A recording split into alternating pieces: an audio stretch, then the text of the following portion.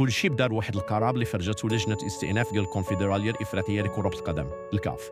هذا القرار اللي كان في صالح المغرب بطبيعة الحال ما خلاش المسؤولين في الاتحاد السنغالي راضيين، حسوا بأنهم تظلموا وأن القرار ما كانش عادل. في العادة في أي نزاع رياضي الأمور تقدر توقف هنا، ولكن الاتحاد السنغالي قرر أنه ما غاديش يستسلم، فدا واحد القرار تصعيبي وقال أن المعركة مازال مسالاتش، وغادي يهز الملف ديالو لأعلى سلطة ممكنة اللي هي محكمة التحكيم الرياضي في مدينة لوزان السويسرية اللي كتعتبر بحال المحكمة العليا ديال عالم الرياضة.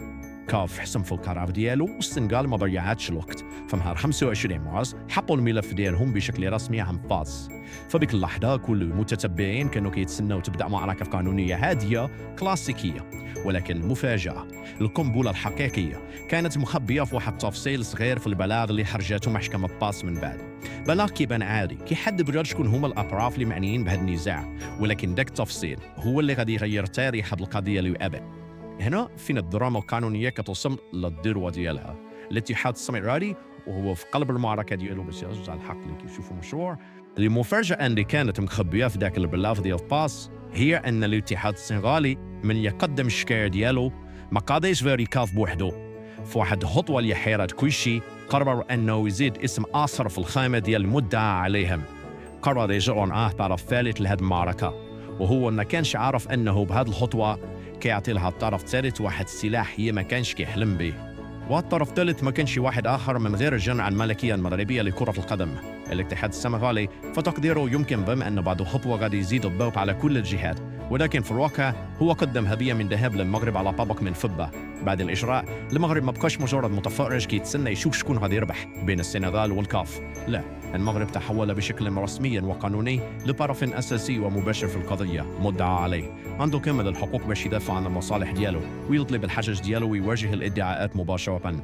باش نفهموا هذا التحول مزيان، المغرب داز من 3 ديال الأوضاع.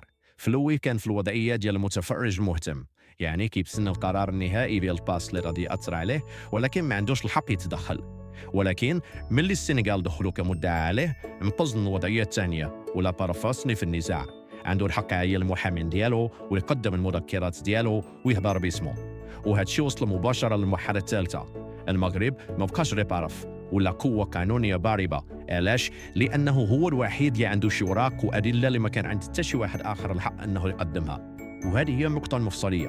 هذه الفرصة الذهبية كتعني أن المغرب ما بقاش معول على الكاف باش يدافع على القرار اللي كان في صالحه. تخيلوا كون السنغال ما قاضتش المغرب، كان المغرب غادي يبقى كيتسنى يشوف المحامي ديال الكاف شنو غادي يقول، وممكن هذا المحامي ما يكونش عنده كل المعطيات أو ما يركزش على النقط اللي كتهم المغرب. دابا لا، المغرب عنده الكلمة ديالو، عنده فريق قانوني ديالو، وعنده الحق الكامل والمستقل باش يجبد كل ما عنده يحطه فوق الطاولة ديال القضاة بلا حتى شي وسيط.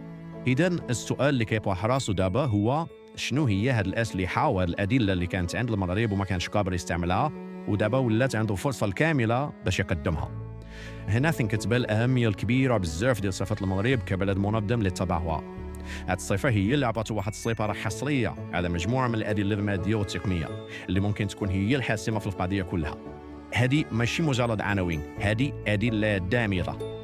المغرب بحكم أنه المنظم عنده السيطرة الكاملة على كل تسجيلات ديال الكاميرات ديال التيران، ماشي غير اللقطات اللي بازت في التلفازة، بل كل الزوايا وكل كاميرا كمية اللي كتصور كل حركة كل همسة. عنده القدرة يجمع أدلة بحال سجلات اتصالات ممكن تثبت واش كانت شي ضغوطات خارجية على الحكم. عنده التقارير الأمنية اللي كتعرف بالدقيقة والثانية اللحظة اللي خرجوا فيها اللاعبين من الملعب بلا إذن، وهذه مخالفة قانونية واضحة. وعنده قدرة يحلل الماتش تقنياً ويوثق امتناع الحكم على تطبيق القانون في شي حالات معينة.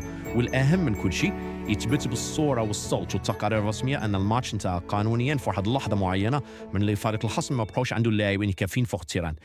هاد الصفة ديال البلد المضيف هي السلاح السري والحاسم للمغرب في هذا الملف.